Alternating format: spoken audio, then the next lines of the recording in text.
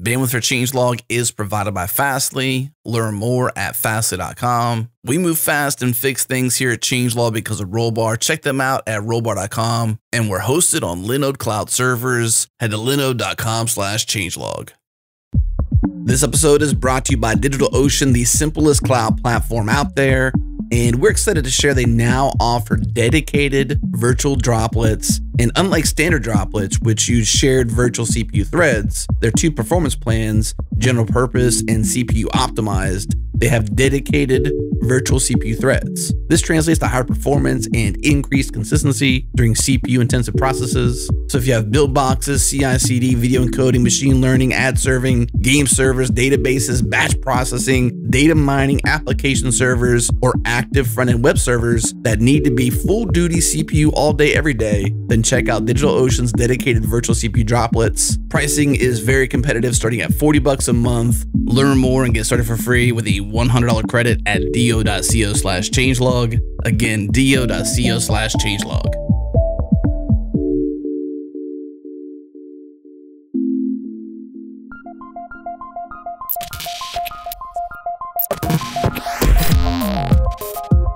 Welcome to Practical AI, a weekly podcast about making artificial intelligence practical, productive, and accessible to everyone. This is where conversations around AI, machine learning, and data science happen. Join the community and Slack with us around various topics of the show at changelog.com/community. Follow us on Twitter. We're at Practical AI FM. And now onto the show. Welcome to another fully connected episode where Daniel and I will keep you fully connected with everything that's happening in the AI community. We'll take some time to discuss the latest AI news, and we'll dig into learning resources to help you level up your machine learning game. My name is Chris Benson. I am the Chief Strategist for Artificial Intelligence, High Performance Computing, and AI Ethics at Lockheed Martin. And with me is my co-host, Daniel Whitenack, who is a data scientist at SIL International. How's it going today, Daniel? It's going pretty good. It's been a good week. How about with you, Chris? It's been good. Just the usual busy stuff. I am excited about today's episode. This was we were talking about it prior to getting on air, and you had some great ideas. You want to go ahead and talk about why we're doing what we're doing? Yeah, sure. So some of the listeners might know that I do industry trainings in AI and other things for companies and sometimes at conferences and that sort of thing. And one of the frequent questions that comes up during those trainings and just kind of conversations about AI in general are questions about kind of the difference between like an AI model. So you might think about having like a convolutional neural net model or image detection model, like something like that, like a model. Is that the same or different from like things like reinforcement learning, GANs, transfer learning? Are like GANs and reinforcement learning and transfer learning, are those like types of models? Like you have a transfer learning model, or are they like different sorts of things than models that, like than specific architectures that might be associated with like specific neural units, like recurrent neural networks or convolutional neural networks? So my thought today is that maybe we could just kind of go through a few of these like methodologies or approaches, maybe we can call them, that aren't maybe like models themselves, but are connected to the AI world in some way. So I'm suggesting that maybe we kind of talk through what reinforcement learning is, what GANs are, and what transfer learning is. How does that sound? That's a great idea as far as I'm concerned, and it's the kind of thing that we hear in feedback a lot, because as people come into the podcast, they're coming from, some people are already experts in the field. A lot of people coming in are brand new and they're trying to understand what the field is about, and there's so much to learn these days, and it's evolving so rapidly that I thought this was a great idea to just kind of go through each of these and just identify or I guess define what each one is. And basically how it works, and allow people to kind of get up to speed on those a little bit faster. Yeah, and as we go through these, we can maybe just give a little bit of a sense of what they are, but also give some places that they've shown up in the news recently, and in the AI news or news in general, and then some learning resources for each one if you want to kind of get started in reinforcement learning or one of these other things, some links that we'll for sure put in our show notes so that you can follow up on those things and start learning them practically. Remember, we're all about practicality here at this podcast, so I want to make sure and include those links as well. So which one of these do you want to get started with, Chris? You want to dive into reinforcement learning up front?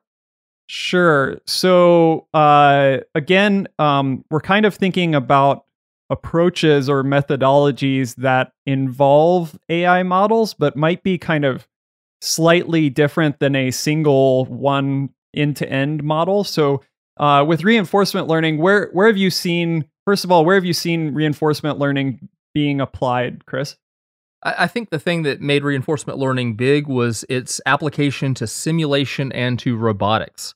And it's reinforcement learning has been kind of a core technique for doing simulation and robotics for a long time. And then in recent years, deep reinforcement learning, which we'll dive into in a few minutes here, has really come in and revolutionized that process itself. But in real life, at a previous employer, we were working on a large multi-skilled team with different people specializing, and we had reinforcement learning specialists on the team that were focused on doing robotics. So, I mean, it's definitely real world stuff. It's not just academic, and it works, and that's why they're doing that.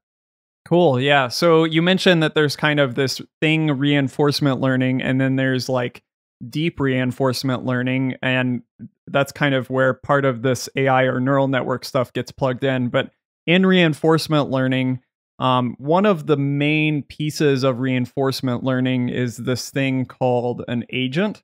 And this agent takes action. So like in your case, Chris, with the robots, what do you remember kind of what this sort of agent or these actions were that the agent was taking? Sure. So you'll have different software components within the robot, and they may be integrated with different types of models. And they each have a particular job. And for simplicity's sake, let's just say it's about moving the robot around its environment. And so initially, you have to have an algorithm that the agent is going to use to make decisions based on what's happening to it in the environment that it's operating in. And the way you do that is every time the agent actually takes an action, that changes the relationship it has within the environment, which is called state. And so that might have been, it could have been a good action that's kind of going toward what you're trying to train it for, or maybe not such a good action.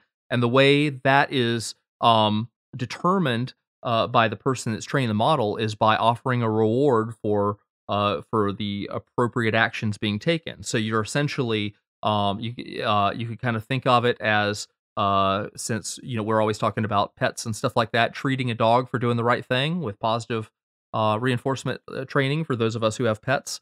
Same kind of idea is you want to let the agent know, hey, that was good. You get bonus points for this, for doing the right thing, or we're going to pull back something if you don't. And so that's kind of the basic idea. You go through that iteration many, many times to try to get your robot or your simulation, could be a video game, could be whatever, to start behaving in the way that it has been most rewarded along the way. All right, cool. So let me try to, I'm kind of trying to parse through in my mind some of the things that you said, which was really good.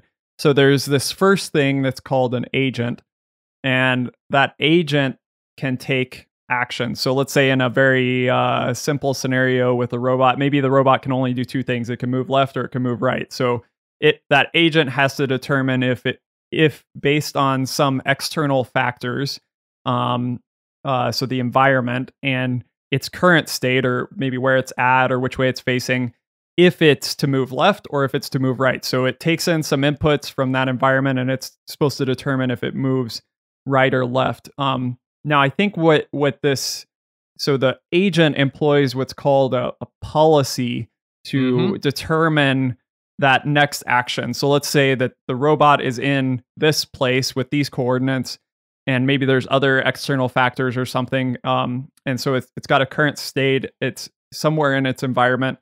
And that policy is to determine that next action based on the current state, whether it's maybe move left, move right, do this, do that. So Yeah, I think that there's the, so I think so far I'm kind of trying to count up the things that reinforcement learning involves in my mind. And we've got the agent, we've got the policy, we've got the state, and then we've got the environment. Now you mentioned the reward. So the reward also is kind of how the model gets feedback. Is that right? Yeah, it's the feedback loop, and the purpose of the reward is to shape the policy. So your policy is being evolved so that at the end of your training, the policy hopefully always does the right thing that you're training towards, and you're essentially giving it little bumps with the reward to get it there. And so you're trying to shape the policy, which is the strategy that the robot is using to move around. And so there are many different ways of doing that. There are lots of different algorithms that have been used over the years, and and one of those, which we'll talk about, has moved into what's called deep reinforcement learning. Yeah. So in my mind, if I'm thinking about this, I kind of see this loop where the agent takes actions, and then at some point in the feedback loop, the environment so the environment infuses a reward or feedback into the agent. Now, one of the things that people ask me kind of is when they're trying to figure out this reinforcement learning thing, they kind of get the idea of, okay, you can give a dog treats and kind of help train it. So this idea of training kind of makes sense. But they have a hard time picturing kind of where the neural network fits in this scenario, or where the model fits in this scenario. So one example of that might be like if our robot has a camera, right? And it's looking at its environment, or maybe it's looking at a simulation. One thing it could do is like image recognition, right? And then based on that image recognition, it could determine whether to move left or move right or something like that. So instead of like the image coming in and then the output just being like this object is in this image or not, then in this scenario, the image would come into the model and the output of the model would be like the action, like left or right or something like that. So there's still this kind of neural network model there, but it's tied into this feedback loop where the output is the action. Am I representing that correctly, Chris? I think that's a very good explanation. So a lot of times what the reinforcement learning is acting on may be maybe a camera, the camera images coming in. And so the type, and is a little side note, the type of neural network that is most often used for that is called a convolutional neural network, or a CNN.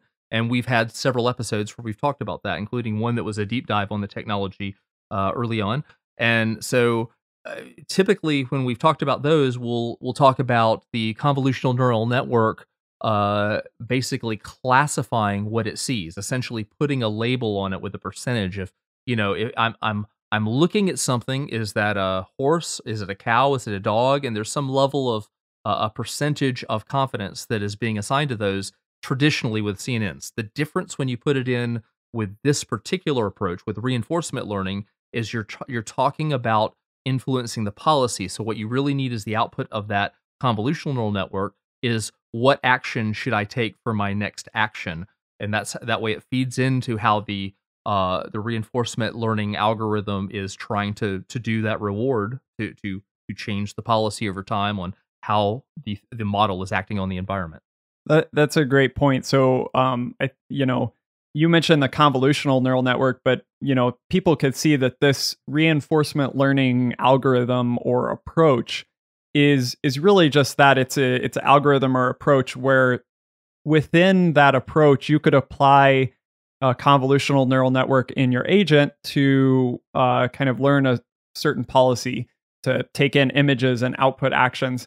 But people use reinforcement learning for all sorts of other things, and that approach is kind of independent of the specific kind of model that comes in. So you could perfectly well use other architectures of neural networks, recurrent and other things within your agent, but this reinforcement learning loop or approach would kind of still be there. That would still be kind of an RL approach to maybe a different sort of problem. Yeah, and you raise a really great point there, and we've kind of alluded to it several times, and that is, and just to kind of back out of the specific RL reinforcement learning focused conversation, we're talking about different approaches that have different algorithms or architectures, and you know when you set aside all these buzzwords, they're each one is trying to solve a particular class of problem. You know, whether you know we were talking about CNNs looking at images and trying to solve that, and reinforcement learning being able to have an agent take actions that are rewarded to get to the right policy to act in your environment. We've talked about several others, and the point is you can use a lot of these together. And so to avoid confusion is if you're working on a particular problem and you might be in reinforcement learning and say, well, it's images that that I need to act on in this case, you would stick a CNN there. And that is just one possibility of how you would combine different types of architectures or algorithms in deep learning to get where you want to go. So it's not always the case that one architecture, one algorithm gets you where you want to go. You may, a little bit like Legos, you may plug some of these together. I just wanted to clarify that in case there was any confusion. Yeah, I appreciate that. So maybe before we move on to the next thing, let's maybe just think about, okay, where is reinforcement learning showing up in kind of AI news, and what are some learning resources that people can look into if they're trying to learn reinforcement learning, if this has piqued their interest. So one of the things that I've seen in the news recently, so very recently, are, you know, and people have probably seen related things on Twitter or wherever, is DeepMind released a reinforcement learning approach to that resulted in human level performance in a video game, Quake 3. And so this is pretty cool, where you know, a lot of these reinforcement learning techniques have been applied to kind of fun things like video games and things like that. If you're more interested in reinforcement learning, we've actually had a couple episodes, so episode 14 and episode 40 of Practical AI, that talk about certain applications of reinforcement learning with a little bit more explanation. And as well, one of the learning resources that I found that looked really good on this front is there's actually an official PyTorch tutorial on reinforcement learning, and we'll make sure and link that in our show notes if you want to go ahead and dig a little bit deeper into reinforcement learning and actually try some things out on your own.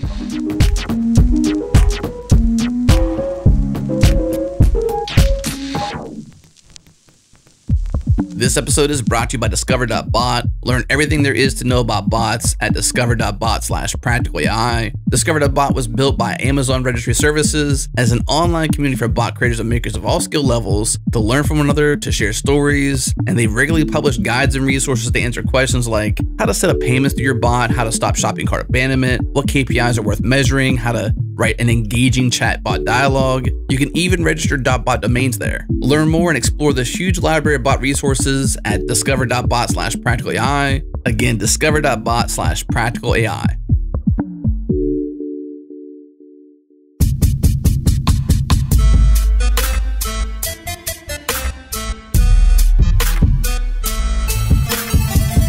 So Daniel, now that we've covered reinforcement learning, what do you say we dive into GAN, Generative Adversarial Networks? Yeah, that sounds good. So this sounds kind of scary. Adversarial things, Chris. Are you going to talk about Terminators now? Are we about to all die? Yeah, is it yeah, I don't know. How adversarial are these networks, Chris? Well, I'd say that that they're adversarial with each other, which is the whole point, which is why they're calling it that. It is a really, really interesting innovation that came about in 2014, where one of the very famous figures in this space, whose name is Ian Goodfellow, was put out a research paper with several of his colleagues and about generative adversarial networks. And what that is basically you have two different types of neural network architectures designed to work together or more specifically against each other to try to get where you want to go. It's a way of often creating outputs that are creative from this type of technology.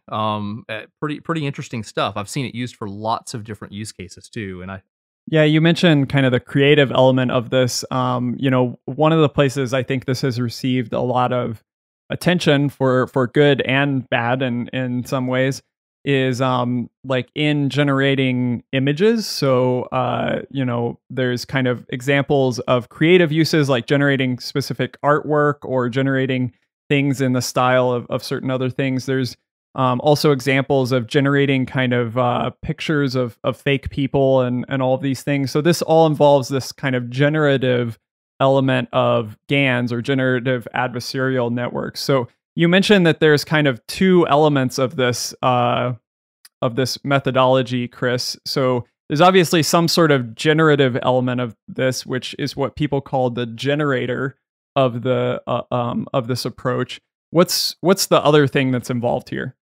So you have the generator, and then you have, which is the one part of this combined architecture, and then the other side, the other algorithm, is the discriminator.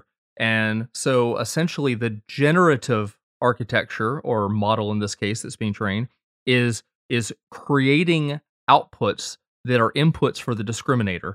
And the input on the discriminator side, it's essentially trying to classify which ones are real and which ones are fake, and it has those mixed in with the ground truth data set, so that if you're trying to create images, and this might be something that's completely new, the discriminator has access to a data set that has a bunch of real images that are the ground truth that you're training against. It is that baseline data set, and the generator is also looking at those, but it's creating images that are meant to look like whatever it is that the data set is representing. And so it might be, I'm just making this up, might be cats, since we like to talk about cats on the internet.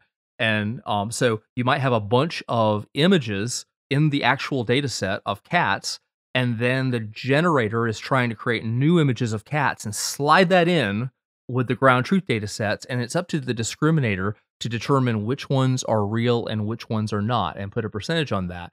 And so there's this feedback loop between the two, to where the discriminator is making its choices and giving that feedback to the generator, and in turn the generator is learning from what the discriminator is able to do, right or wrong, and produce more and better images. So it's a neat thing where the adversarial side is that these two models are literally trying to beat each other. One analogy could be a policeman against a counterfeiter, with the generator being the counterfeiter and the discriminator being the policeman, and they're each trying to do their thing and get better and better at it, and by doing that, they both get better.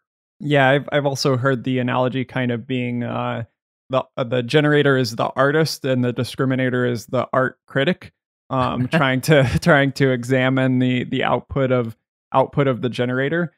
So in some ways similar to reinforcement learning, there's this kind of overall scaffolding in which, in this case, two models are interacting. So there's more going on here than just kind of one end-to-end model. There's a couple things happening here, and there's this loop between the generator and the discriminator. Now, each of these pieces, so the generator itself and the discriminator, each of them could be a single neural network. So the generator might be a neural network that takes in, for example, some random inputs and generates an image on the output, like an art image or something like that. So its input might be some kind of random input like that, and the output might be what you're trying to generate. The discriminator, on the other hand, it's taking in a whole bunch of images, and it's kind of like a classifier. So it may just be another type of neural network that is trained to be a classifier, to classify as, like, human generated or computer generated, or good art or bad art, or something like that. So it's a classifier that classifies that set of images. So you kind of got two quote unquote models here.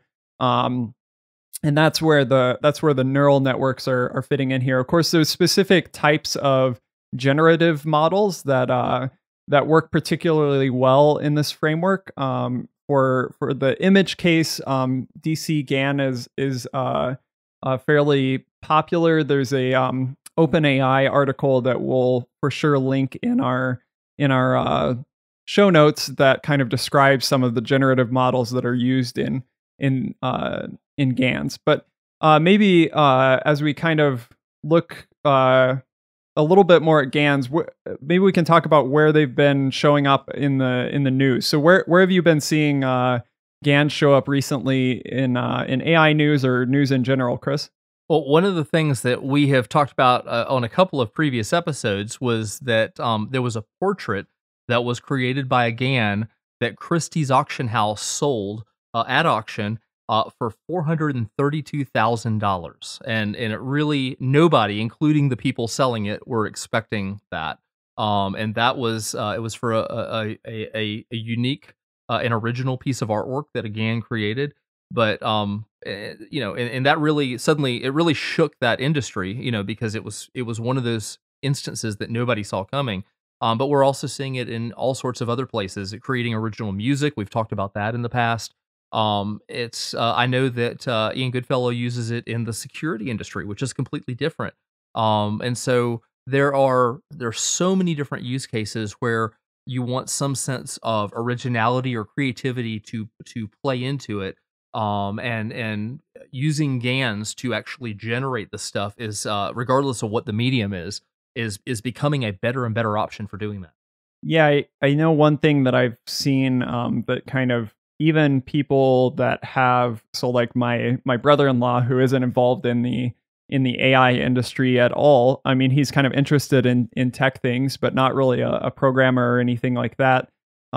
He even showed me this one website, so people are probably familiar with this, that it's thispersondoesnotexist.com. Yeah. Have you seen this, Chris? I have. And it's gotten better and better over time. Yeah, it has gotten better over time, and this website, if you're not familiar with it, you can go there, and basically all it shows you is a picture of a person, but and it looks exactly like a real person, so it's kind of it takes you off guard when you realize that this person does not exist. In other words, this picture of this person, which looks real in every way, is a picture of someone that is completely generated. So everything about that picture is generated using this type of methodology. And of course, that's really interesting and kind of amusing in certain ways. But also it's kind of concerning in other ways. Like of course, everyone is concerned with fake news and fake content on the internet now. So there's definitely a concern with these around if what you're looking at is actually real or not. I remember talking on one episode, I forget which one, about there's actually people out there that will create a fake persona, fake picture for you for Instagram to be kind of your company's influencer on the internet. So there's a question here of like, how real are the things that we're interacting with? Yeah, so it's interesting. One of the responsibilities I've taken on at Lockheed Martin is contributing to developing AI ethics and figure out, not just about what we do, but about how we react to what's happening in the world. And there are obviously bad actors out there. And so one of the things, GANs are so powerful. And as a quote, Facebook's AI research director is very well known in the industry, Jan LeCun, and he referred to GANs famously as the most interesting idea in the last 10 years in machine learning. And obviously Ian Goodfellow and his partners that were working on this are among the brightest minds in the field. So there's so much potential for the use of GANs, both wonderful, interesting, and some bad use cases as well. So it's the advent of GANs has changed the conversation in terms of AI safety and AI ethics and how these technologies can and should be used. Yep. So if people are interested in diving a little bit more into GANs, there's definitely some good resources out there. So for reinforcement learning, we mentioned there's a PyTorch tutorial, and there's a bunch of other tutorials out there for that. But there's a really great TensorFlow tutorial for GANs. So we'll make sure and link that in the show notes. Actually, if you go to that tutorial, they have some nice pictures as well, talking about the generator and the discriminator and cat images and all of those good things. But then they walk you through all of the code with Keras and TensorFlow to actually create this GAN, and they have a link to kind of pop that up in a Google Colab notebook so that you can go ahead and get started with GANs.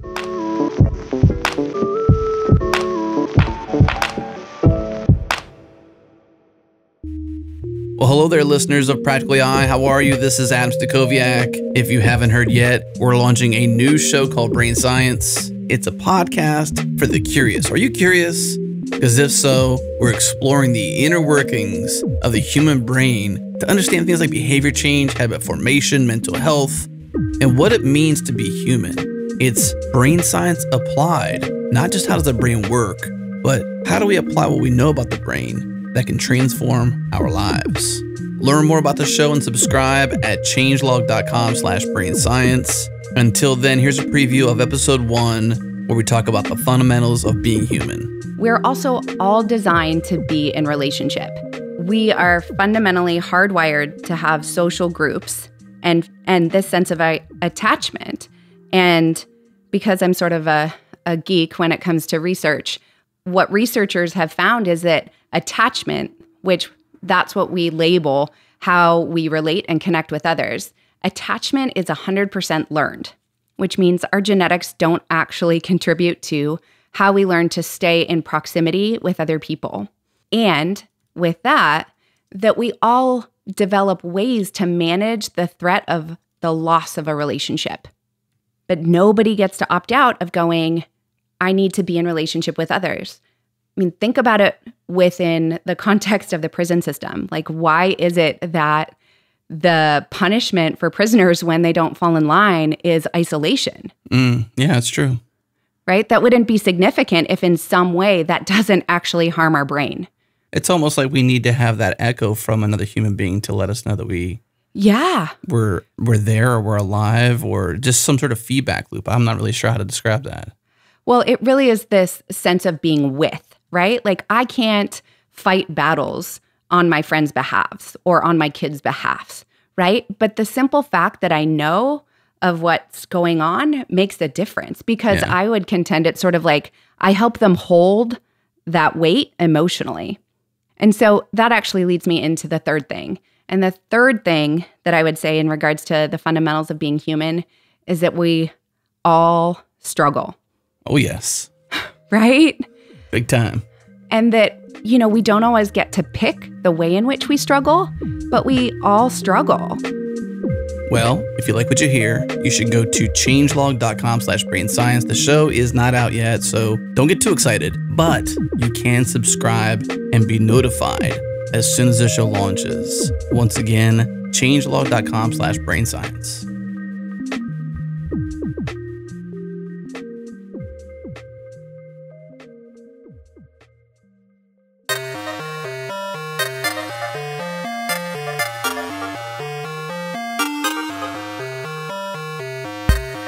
Okay, lastly, so we talked about reinforcement learning, we talked about GANs.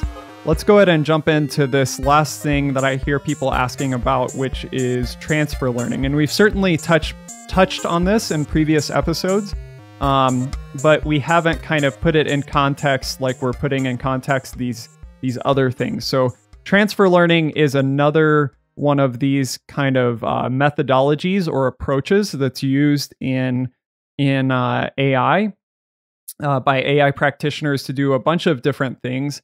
But transfer learning isn't kind of a model in and of itself. It's another one of these approaches And I would say in comparison to GANs and reinforcement learning, it's actually one that I've leveraged pretty heavily in my own work. I haven't touched as much, or reinforcement learning and GANs haven't touched my life as much as transfer learning has. I think transfer learning is something that pretty much all AI practitioners should be familiar with and utilize heavily. What do you think, Chris? Well, I would say that pretty much all AI practitioners have utilized it, whether they realized it or not. Yeah, that's probably true. If not before, certainly when they were learning how to do this, and they were initially going through and creating their first models, they were almost certainly using transfer learning, even if they didn't realize it.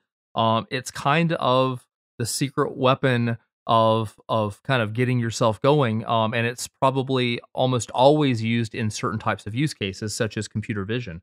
And that'll, as we get into defining what it is, it'll become apparent why.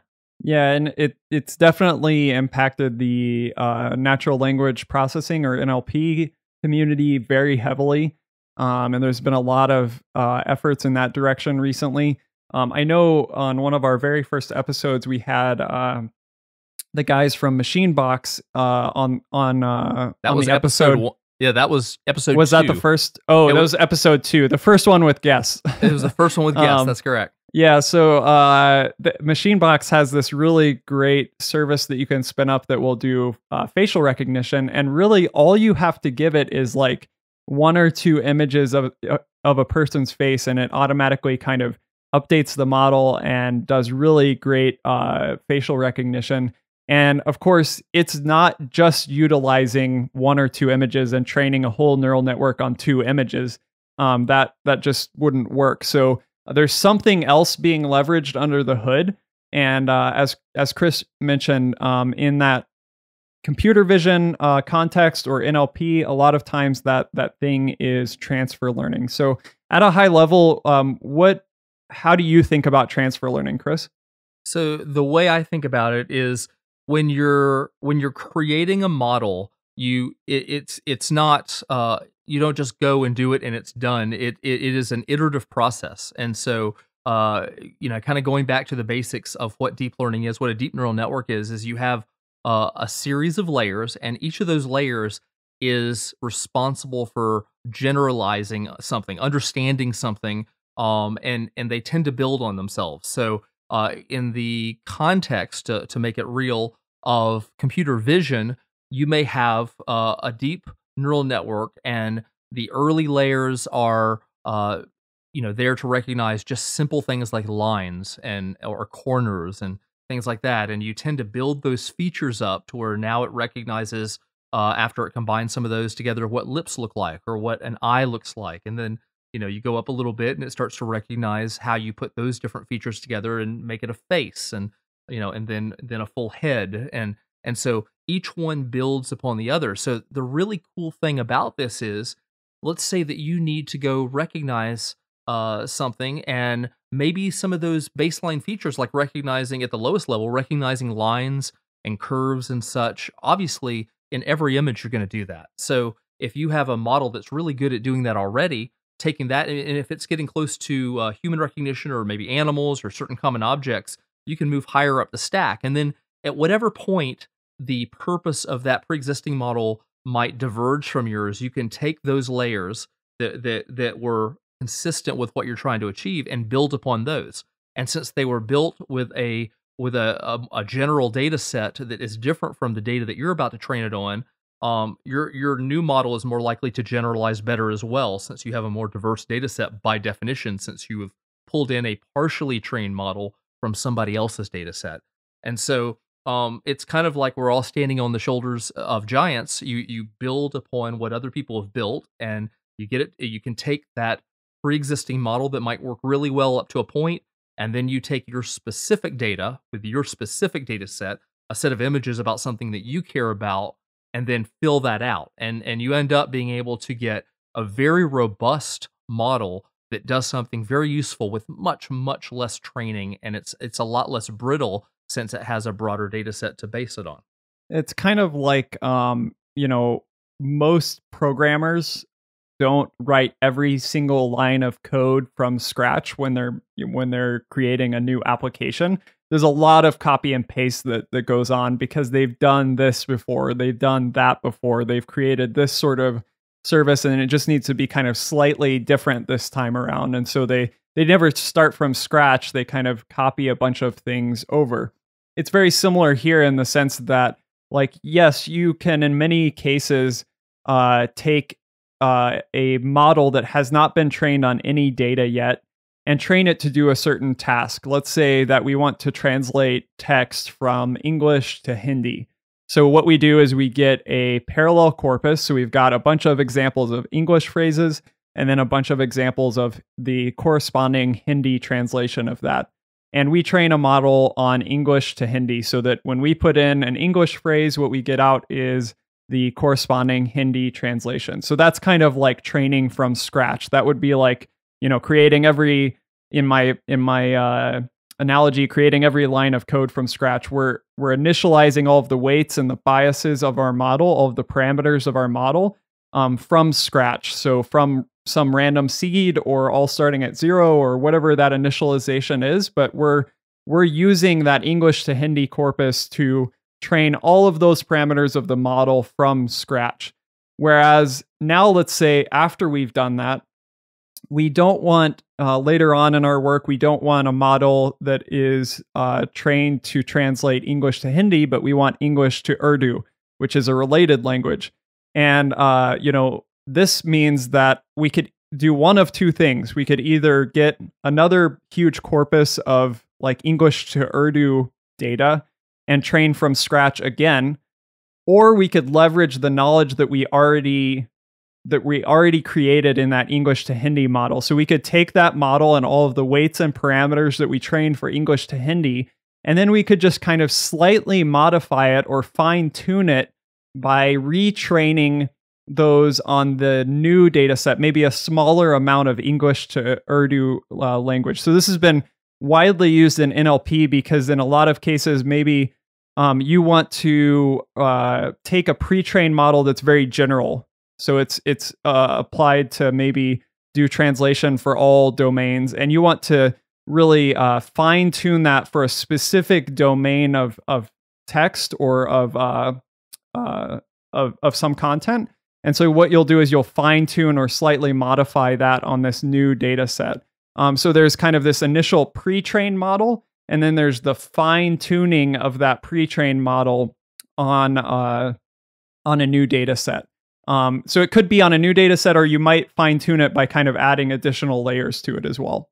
So to kind of bring this back full circle on that, if any of our listeners have taken classes from, maybe NVIDIA's Deep Learning Institute or maybe Coursera or whatever on specific things like NLP or computer vision or something, chances are in that class, one of the things you did when you started creating the models for your class was they would have you go in and select an architecture to base that on. And that itself is transfer learning. And you're going to find libraries of these models that are pre-trained that you can build upon in all the common frameworks out there. TensorFlow has them, PyTorch has them. It is truly the most common way, certainly to get started or to do or to build upon. I have, in my own experience, I have more often than not seen people use transfer learning in their work than start from scratch and try to build things completely from the ground up. You would have to do that if there is not the right type of model that you can build upon. But this is normal stuff. This is what we do. And I thought your analogy, Daniel, for in terms of using libraries, if you're a programmer, is you're truly using lots and lots of code that other people have built. Maybe a lot of that's open source, maybe some of it's proprietary, but you're still using those APIs to build whatever thing you're building, whatever application you're building. And it's exactly, that's a fantastic analogy you gave on matching it up to transfer learning in ML. And another thing is, like, in a lot of cases, you may just not have access to the data that you need. So, for example, you may not have access to the huge number of face images that someone else has trained a facial recognition model on. So they might have, 200 gigabytes of images that they trained their model on, and you only have a handful. But that doesn't mean that you're kind of totally out of luck, right? Because a lot of people have released these sort of pre-trained models for facial recognition and other things, to where, like we were talking earlier with Machinebox, you might just be able to utilize that pre-trained model and update it with a couple new images or a handful of new images. And that kind of removes the burden on you to gather all of these large sets of data, maintain them, update them over time, run really long jobs to train these models using GPUs, which is really expensive. And so it can also be kind of a operational and cost saving strategy as well. Absolutely. So I've seen transfer learning in the news recently in a few different places. One of the places, as I was searching around in preparation for this episode, I saw a recent article from Forbes about Google's AutoML. It mentions actually transfer learning in that article, which I thought was reasonably technical for Forbes. But yeah, they talk about how Google's AutoML services are using transfer learning, leveraging transfer learning to allow people to create these sort of customized models, maybe for translation for their specific domain, like for law or for medicine or for customer service or something like that. So it's definitely being utilized in a lot of production services. Where else have you seen transfer learning kind of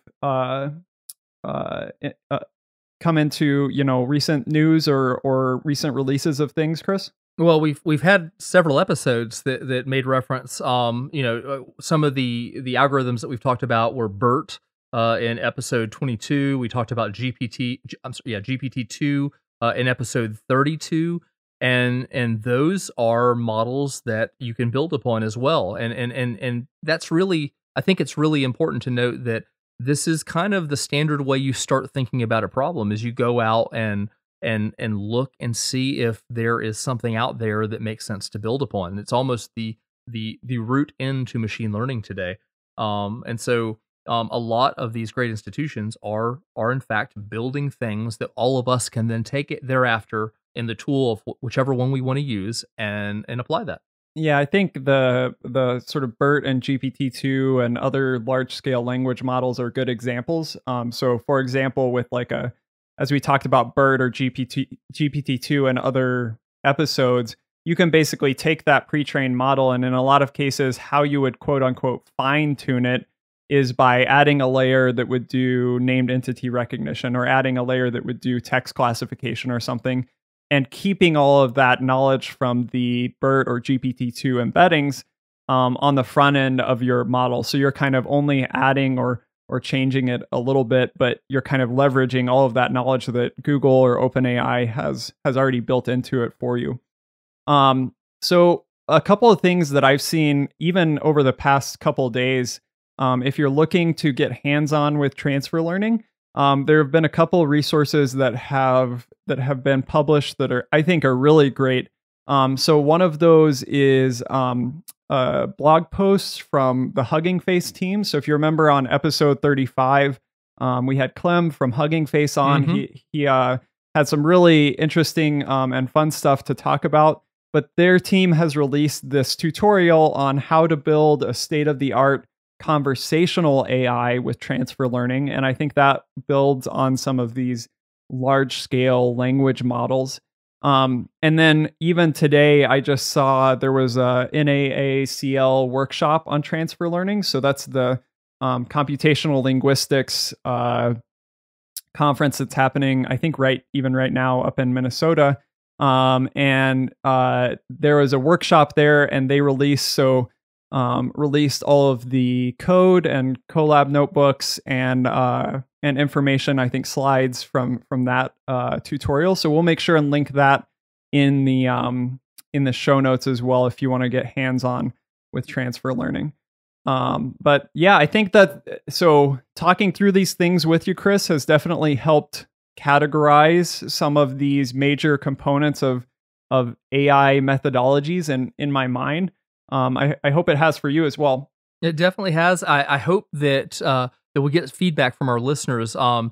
That's certainly, I know when we were talking about doing this before recording this episode, we were hoping that there might be some of the confusion out there that we could alleviate, and if we would love to hear back from people through changelog.com/community or on our LinkedIn group, which we invite people to join as well. You can find it out. You can search for Practical AI Podcast on LinkedIn and do that. But we'd love your feedback to know, if these were helpful. Are there other specific questions we left unanswered, and are there other topics that you would like us to cover in future shows? Awesome. Well, thanks for talking through these things with me, Chris. And I'll look forward to hearing from our listeners out there of how they're using these techniques, and if we messed anything up or misspoke, or if there's additional great resources that you know about on this front. Please reach out, and we will talk with you again soon.